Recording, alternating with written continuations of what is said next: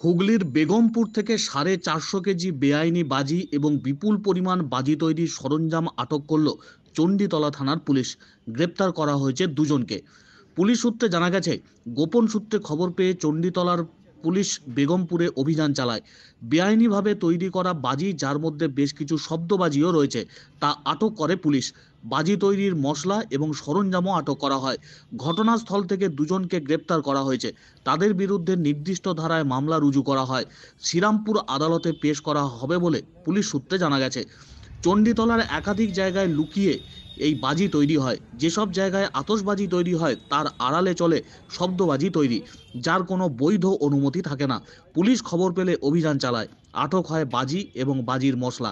আগামী দিনেও ধারাবাহিকভাবে নজর থাকবে, এমনটাই জানাচ্ছেন পুলিশ আধিকারিকরা।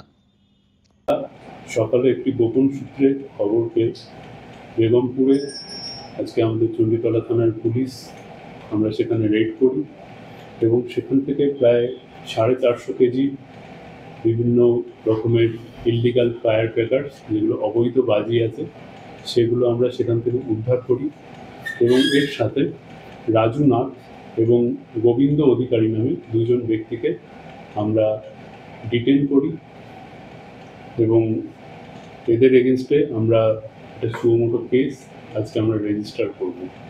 বাজি 350 কেজি তবলি, রংমশাল 30 কেজি, হাওয়াই রকেট 25 কেজি এবং চর্কি 45 কেজি, অ্যাপ্রক্স 450 কেজি বাজি আমরা উদ্ধার করতে পেরেছি। আগামী দিনেও চলবে। আপনারা জানেন, আমাদের প্রায় প্রতি মাসেই এই ধরনের অভিযান চলে। তো যখনই আমরা এই ধরনের কোনো খবর পাই, তো আমরা সাথে সাথে সেগুলোর বিরুদ্ধে অ্যাকশন নিই।